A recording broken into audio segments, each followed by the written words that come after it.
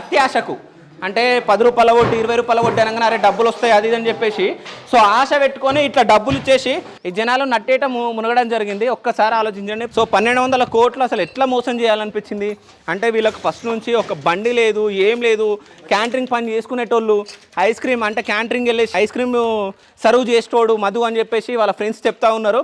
So మధుది కూడా వెనకాల ఇల్లు ఉంది, మధు వాళ్ళ ఇంటి దగ్గర కూడా మనం వెళ్దాం, అది కన్స్ట్రక్షన్లో ఉంది. సో అంటే వీళ్ళందరూ పకడ్బందీగా ఉండి సో అంటే ఈ దీంట్లో మంగ్లీ పేరు చెప్పేసి అంటే మంగ్లీ కూడా ఇన్వాల్వ్ అయ్యింది కాబట్టి వాళ్ళ చెల్లెల్ని ఎట్లాగో సో నేను పెళ్లి చేసుకుంటా అని చెప్పేసి మధు అనడం ఇవన్నీ మనం చూస్తూ ఉన్నాం. ఇప్పుడు మధు ఇల్లు కట్టుకుంటున్న ప్లేస్లో కూడా సో మంగ్లీ వాళ్ళు ఫోటో దిగడం మనం ఫోటోలు కూడా మనం చూస్తూ ఉన్నాం. కాదు ఇప్పుడు ఎక్కడ ఉండో తెలుసా మీకు బాలాజీ? తెలియదు. సూర్యాపేటలో ఉన్నారు. మరి ఏం చేయలేకపోతున్నారేంది ఇప్పుడు మీ తాండ ప్రజలు కానీ వీళ్ళు అయినా కానీ? లేదన్న ఇప్పుడు ఎవరి పనిలో వాళ్ళు బిజీగా అయిపోయారన్న. నిన్నమొన్న దాకా వర్షాలు కోపిస్తారు జనాలు.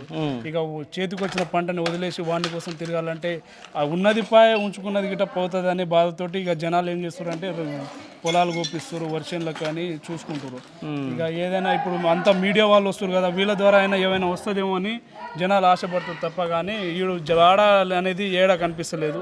బాలాజీ గారు బయటకు వస్తే మాత్రం వీళ్ళ ఈ అసలు డబ్బులు ఏడ దాపెట్టిండు ఏం చేసిండు అనేది బయటకు వస్తుంది. అప్పుడు మధు అనేటోడు గిట్ట చాలా డబ్బులు బాలాజీ కంటే మధు గాని దగ్గర ఎక్కువ ఉన్నాయి డబ్బులు. ఓకే, అందుకే కదా మంగ్లీ వాళ్ళ చెల్లెల్ని ఇస్తుంది అట్లా. ఓకే.